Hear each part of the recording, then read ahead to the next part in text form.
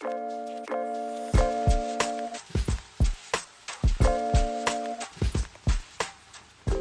guys, so we've got this carbon fibre tank which is off a build from a local bike shop. They do amazing work. They've had this carbon fibre tank built for the bike, but they've had issues with sealing it since day dot. So they've been getting this aluminium one being made by a really talented guy down in Canberra. Anyway, this is how the tank's come to me. He's done some amazing work on it, as you can see. So he's pretty much done the majority of the work, which is fucking fantastic because pretty tricky job. This cutout, I need to do that. That's for the fuel level sender. I've got to put the fuel gauge mount in the top of it. The tunnel is just tacked, it's all just tacked on there, so I can shape up all these other pieces. It's quite easy to make all of the template pieces, so I've just been making a few of these pieces this morning. So this one,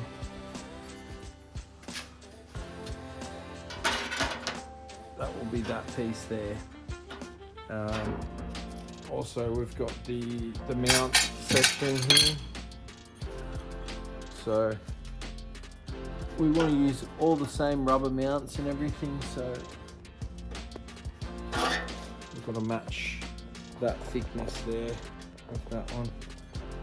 So yeah, I've just made some tape templates of all this stuff.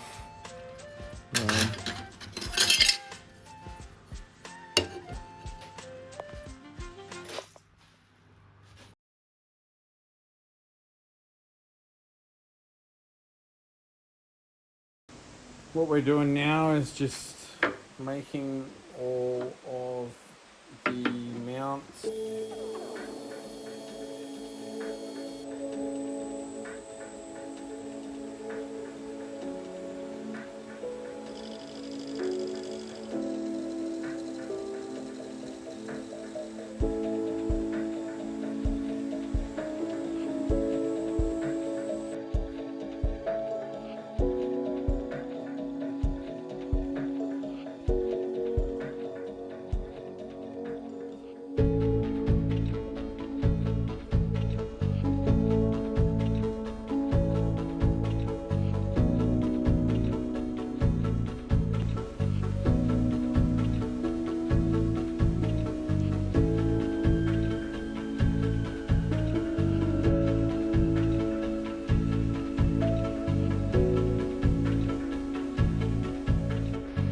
So machined up these, we got blind holes in them, M6, M5. So yeah, I'm basically putting a little flange on there just so it makes it a bit nicer to weld. So there's two done, got to do the one for the cap now, and then we got the two crossovers. So once they're machined up, then I can weld the fuel pump, this one here, into this base, weld it on both sides, and then weld it into that little spot there. What I've done is I've done two of these holes, drilled and tapped them, and then I've got my little marking set. Transfer punches.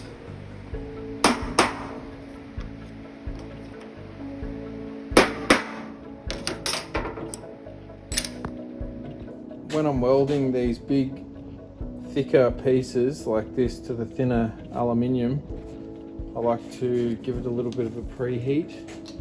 Otherwise, you can just end up blowing the thinner aluminium away. So I'm just going to get the nap gas onto that.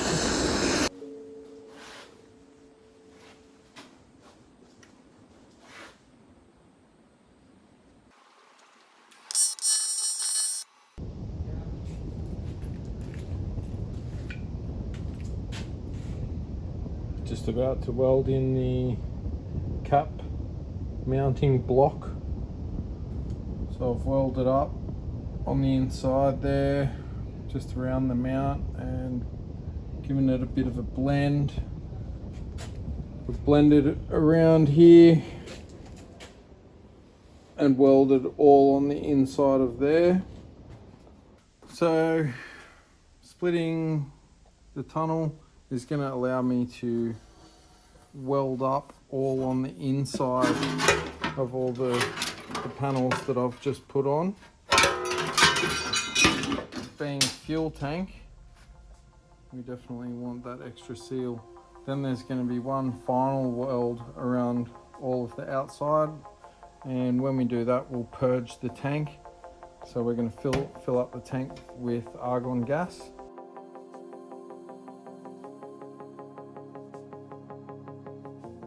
That looks pretty straight. Now that's why I put that lip on it, so that when I weld it from the inside, it's going to cover the hole not being perfect. See those gaps there? What I might do is put a tack here on the inside, and then I'll tap that down from the other side with a hammer, just to make sure it's all nice and flush. Alright, so all of our plates are in. Ended up putting a little reinforcement strap just to stop a bit of that flex of these kind of bat wings flexing in a bit with a full tank. Also the rear mount area has been beefed up substantially. That's all 3mm there, that's 3mm, it's just 1.6. So this is the tank on the bike. It's got these awesome big knee scallops, which looks sick, and it just wraps into that bash plate, like crush bar system, so nicely. So what I'm doing now is I'm just going to do some fine tuning of the edge. I don't really like how this part of the tank sticks out so much, so I might just persuade that in just a little bit.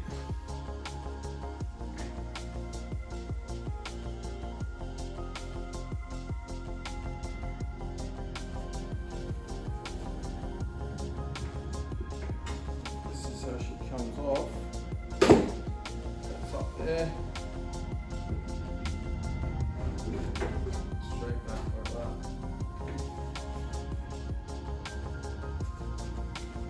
It's pretty light. It'll be interesting to compare the weight of this to the weight of the carbon fibre one once it's finished. I machined up these, cut that in, shaped that piece in.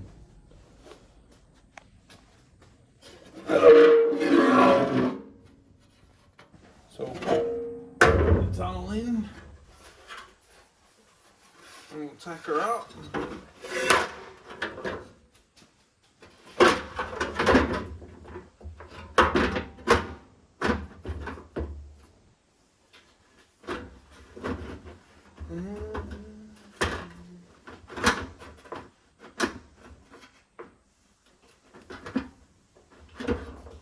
Something like this, it's all about the fit up. If you don't have a good fit up, you're not going to get a good weld, or you're going to have to pump heaps of filler in there, and then it's all going to be really brittle, and so that's sitting in there pretty good. That's with no tacking and one clamp, and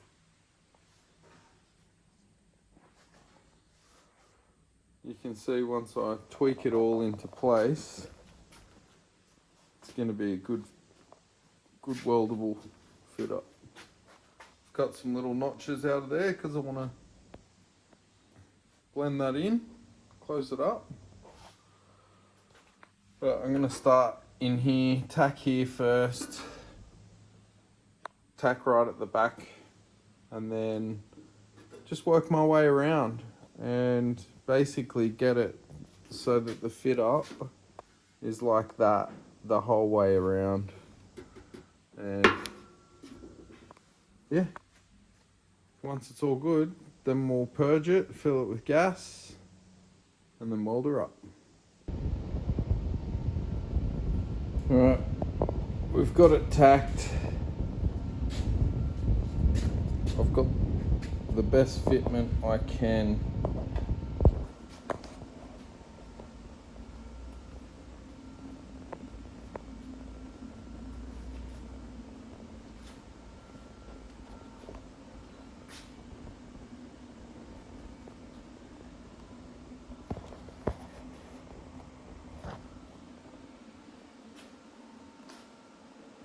I think it's time to weld her up. Righto, just setting up the poverty purge. So I've just got a dual regulator. I didn't have a connector, so I just used a little fuel filter there. PVC hose. Now I'm just taping it up, and then we're going to fill her up with gas, put a few vent lines in it, and weld her up hot.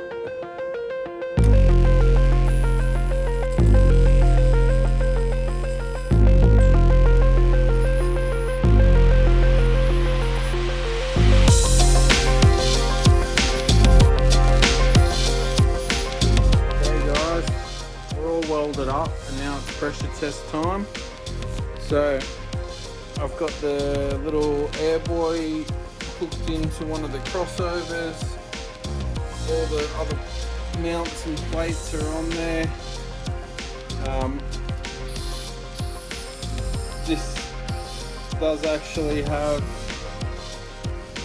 a vent, as it should. So I've turned my compressor right down to about 6 psi because we don't want to pump 100 psi into the tank and blow it up. Now, I've already been doing this for a while and I've definitely found a few pinholes. So I'm going to show you guys what that looks like to find. So what I'm using is this product, Big Blue micro leak detector. So give it a couple of pumps, block that,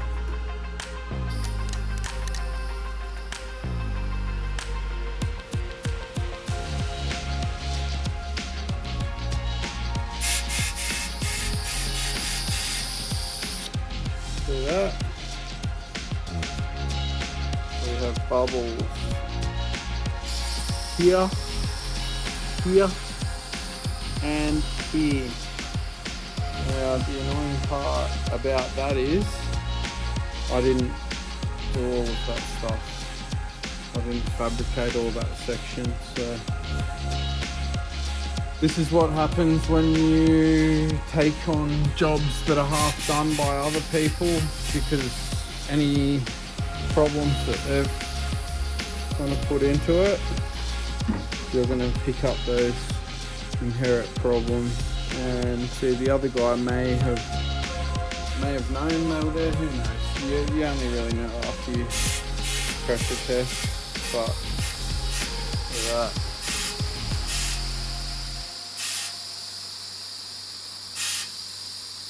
So yeah, we've got pinholes there, we've got pinholes there, that's in my stuff, pinholes in my stuff. There's some more of his, and it looks like I might have just found some more as well.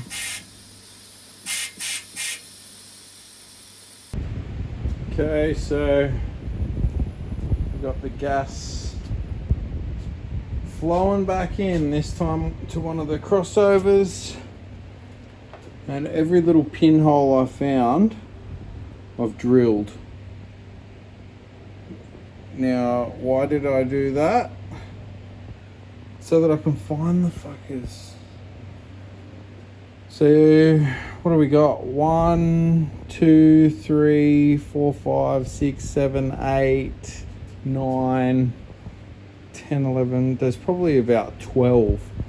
And I was confident that I was not going to have any. So, just goes to show how important it is doing this pressure test and how good that Big Blue is. Because, you know, if you spend, or if your customer spends $3,000 on a paint job for the tank and your little pinhole fucks the paintwork, that's not going to be a good day.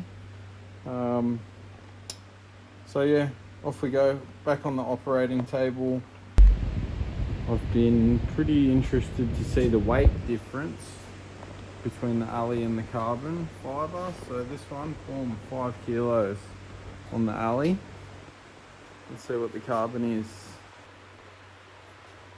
Dun dun dun dun dun dun. 4.1. So the alley one is 900 grams more. Oh well, what are you gonna do?